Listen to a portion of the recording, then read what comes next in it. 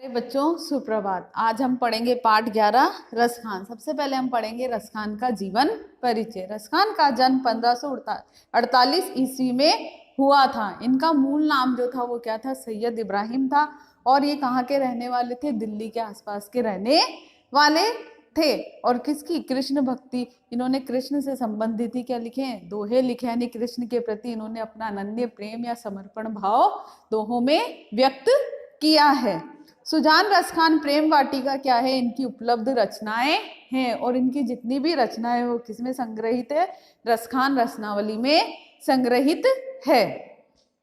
प्रस्तुत जो सवई है उसमें रसखान ने कृष्ण और कृष्ण भूमि के प्रति अपना अनन्य प्रेम या समर्पण भाव व्यक्त किया है। पहला सवैया। मानुष हो तो वही रसखानी, बसो ब्रज गोकुल गांव के ग्वारन। जो पशु हो तो कहाँ बसे, मेरो चरो नित्य नंद की धेनु मंझारन। पाहन हो तो वही गिरी को, जो कियो हरि छत्र पुरंदर धारण। जो खग हो तो बसेरो करो, मिली कालिंदी कुल कदम्ब की डारण। यानी कि कहते हैं कि यदि मुझे, रसखान कहते हैं कि यदि मुझे मानुष यानी मनुष्य योनि में जन्म मिले तो बसो ब्रज गोकुल गांव के ग्वालन, यानी कि वे गोकुल के ग्वालों के बीच में रहना चाहते हैं, यानी गोकुल के ग्वाल के रूप में जन्म लेना चाहते हैं। जो पशु हो तो, पशु यानी पशु, यानी कि यदि उन्हें किस रूप में? पशु रूप में जन्म मिले तो वो किसकी? नंद की धेनु मंझारन, यानी नंद बाबा की गाय बनना चाहते हैं, उन गायों के मध्य रहना चाहते हैं। पाहन हो तो वही गिरी को, पाहन यानी पत्थर रूप में यदि जन्म मिले, गिरी यानी पहाड़, वे उस गोवर्धन पर्वत का पत्थर बनना चाहते हैं। हरि छत्र पुरंदर धारण, जिसे श्री कृष्ण ने क्या किया था? अपनी छठी उंगली पर धारण किया था। किसके कारण? इंद्र के प्रकोप से जो गोकुलवासी है, ब्रजवासी, उनको बचाने के लिए। जो खग हो तो बसेरो करो, मिली कालिंदी कूल कदम्ब की डारण। खग यानी पक्षी, कालिंदी यानी यमुना। यदि उन्हें किस रूप में? पक्षी के रूप में जन्म मिले तो वे यमुना नदी के किनारे जो कदम्ब के पेड़ है उनकी डालियों पर रहना चाहते हैं। यानी वो कहते हैं कि यदि उन्हें किस मनुष्य रूप में जन्म मिले तो वे गोकुल के ग्वालों के रूप में जन्म लेना चाहते हैं। और यदि उसने पशु के रूप में जन्म मिले तो नंद बाबा की गाय बनना चाहते हैं। और यदि पत्थर के रूप में जन्म मिले तो वे गोवर्धन पर्वत का क्या बनना चाहते हैं? पत्थर बनना चाहते हैं। और पक्षी के रूप में जन्म मिले तो वे यमुना नदी के किनारे कदम्ब की डालों पर रहना चाहते हैं। अब है दूसरा सवैया। या लकुटी अरु कामर या पर राज तिहपुर को तजी डारो। आठव सिद्धि नव निधि के सुख, नंद की गाय चराई बिसारो। रसखान कबो इन आँखिन सो, ब्रज के वन बाग तड़ाग निहारो। कोटिक के कल धोत के धाम, करिल के कुंजन ऊपर वारो। यानी कि लकुटी यानी लाठी, कामरिया यानी कंबल, यानी वो श्री कृष्ण की लाठी और कंबल पर क्या करना चाहते? राज तिहपुर को तजी डालो। तीनों लोगों का राज क्या करना चाहते हैं? छोड़ देना चाहते हैं। किसके ऊपर? लाठी और कंबल पर, यानी वो तीनों लोगों के जो राज है उसको न्यौछावर कर देना चाहते हैं। आठव सिद्धि नव निधि के सुख, नंद की गाय चराए बिसारो। यदि उन्हें नंद बाबा की गाय चराने का क्या मिल जाए? अवसर मिल जाए तो वे आठों सिद्धि और नौ निधि के सुख का क्या कर देना चाहते हैं? त्याग कर देना चाहते हैं। रसखान कबहू इन आंखों से, यानी रसखान कहते हैं कि कब इन आंखों से वो ब्रज के वन बाग तड़ाग निहारे, यानी ब्रज के वन बाग तड़ाग यानी सरोवर यानी तालाब को निहारेंगे यानी देखेंगे। कोटिक के कल धोत के धाम, कोटिक यानी करोड़ों, कल धोत यानी सोना, धाम यानी महल, यानी वो करोड़ों जो सोने के महल हैं। करील की कुंजन ऊपर वारो, करील की कुंजन के ऊपर क्या कर देना चाहते हैं? न्यौछावर कर देना चाहते हैं।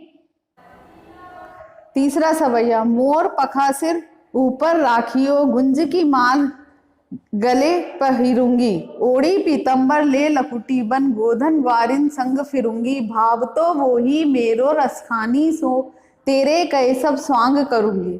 या मुरली मुरलीधर की अधरान, धरी अधरा न धरूंगी, यानी जो श्री कृष्ण के प्रेम में लीन एक गोपी है अपनी सखी से क्या कहती है कि मैं तेरे कहने पर कृष्ण की जो वेशभूषा है वो धारण करने को क्या हो जाती हूँ, तैयार हो जाती हूँ। मोर पखा यानी मोर पंख, राखी यानी रखूंगी, यानी कहती है कि जिस तरह श्री कृष्ण यानी श्री कृष्ण की भांति क्या करना चाहती है, सिर पर मोर पंख धारण करना चाहती है। गुंज की माल गले पहनूंगी, और गुंजू की जो माला है वो गले में धारण कर लूंगी, यानी कि जिस तरह श्री कृष्ण क्या है सिर पर मोर पंख का मुकुट पहने रहते हैं और गले में गुंज की माला पहने रहते हैं, उसी तरह गोपी भी क्या अपने सिर पर मोर पंख धारण कर लेगी और गले में गुंज की माला पहनेगी।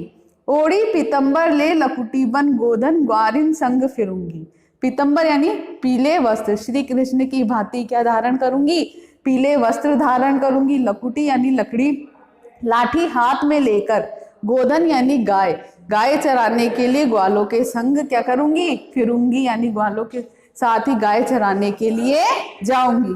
भाव तो वो ही, भाव तो यानी अच्छा लगना, रसखानी सो तेरे कहे सब स्वांग करूंगी, यानी कि श्री कृष्ण क्या है उसके मन को क्या है भा गए हैं, तो वह अपनी सखी से कहती है कि हे सखी तेरे कहने पर ही मैं श्री कृष्ण की तरह पूरा स्वांग धारण करूंगी। या मुरली मुरलीधर की अधरान धरी अधरा न धरूंगी, मुरलीधर यानी श्री कृष्ण, यानी श्री कृष्ण जो अपने होठों पर मुरली धारण कर रखी है उस मुरली को मैं कभी भी अपने होठों पर धारण नहीं करूंगी। बाकी श्री कृष्ण की तरह पूरी वेशभूषा धारण कर लूंगी, ग्वालों के साथ गाय चराने जाऊंगी, लेकिन जो श्री कृष्ण की जो मुरली है वो कभी भी अपने होठों पर धारण नहीं करूंगी। चौथा सवैया, काननी दे अंगुरी रही बे, जबही मुरली धुन मंद बजे ही, मोहनी तानन सो रसखानी अटा चढ़ी गोदन गेहे तो गेहे, टेरी कहाँ सिगरे ब्रज लोगनी काले ही को कितने ही समझे, माई रीवा मुख की मुस्कानी संभारी न जाए न जेहे ने जेहे, यानी श्री गोपी अपनी सखी से कहती है कि जब श्री कृष्ण अपनी मुरली बजाएंगे और उनकी मुरली की जो धुन है वो सुनाई देगी तो मैं अपने कानों पर क्या रख लूंगी, उंगली रख लूंगी, ताकि मुझे श्री कृष्ण की जो मुरली की धुन है वो सुनाई ना दे। अगर मुरली की धुन सुनाई देगी तो मैं क्या हो जाऊंगी, श्री कृष्ण के प्रति मोहित हो जाऊंगी। मोहनी तानन सो रसकानी अटा छड़ी गोदन गेहे तो गेहे, चाहे श्री मोहनी यानी मोहित करने वाली, श्री कृष्ण महल पर चढ़कर चाहे कितनी ही मुरली बजाएं लेकिन मैं उस मुरली की धुन को नहीं सुनूंगी।